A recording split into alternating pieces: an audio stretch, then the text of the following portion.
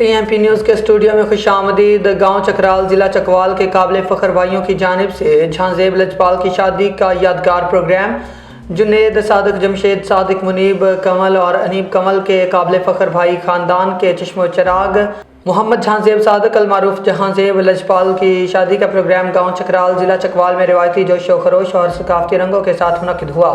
ثقافت، محبت اور خوشیوں کا سنگم عوامی حلقوں میں جھانزیب لجپال کے نام سے پہچانے جانے والے جھانزیب صادق کی شادی کا پروگرام ایک ثقافتی جشن میں تبدیل ہو گیا، جس نے نہ صرف خاندان بلکہ پورے علاقے کو خوشیوں سے سرشار کر دیا۔ پروگرام میں گھوڑوں کا روایتی رقص اور پنجابی گانوں اور دھمال نے شرکاء کو خوب محظوظ کیا۔ موسیقی پروگرام میں علاقائی موسیقی کی دھنیں گونجتی رہیں، جس نے ماحول کو لوک رنگوں سے بھر دیا۔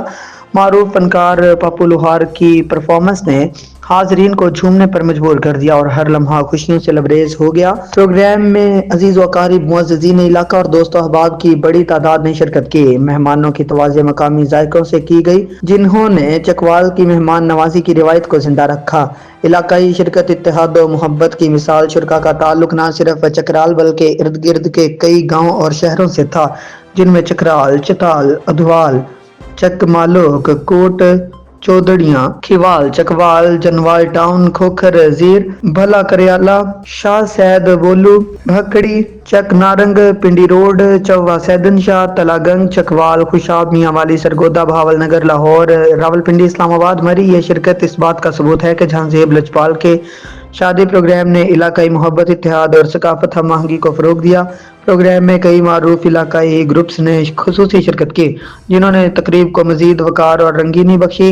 السید کارہون، Shaheen hunting club Lajpal, horse club Lajpal, group of Chakwal, Lajpal group of Khokhar, زیر 34 گروپ۔ ان گروپس کی شرکت نے پروگرام کو ایک اجتماعی ثقافتی جشن میں تبدیل کر دیا، جہاں محبت، بھائی چارہ اور علاقائی وقار نمایاں رہا۔ خوشیوں کی لہر۔ جھانزیب لجپال کا تعلق گاؤں چکرال سے ہے اور ان کے شادی پروگرام نے پورے علاقے میں خوشی کی لہر دوڑا دی۔ یہ موقع نہ صرف ایک ذاتی خوشی کا اظہار تھا بلکہ ایک اجتماعی جشن بن گیا، جس نے علاقائی ثقافت کو زندہ کیا اور محبت و بھائی چارے کا پیغام دیا۔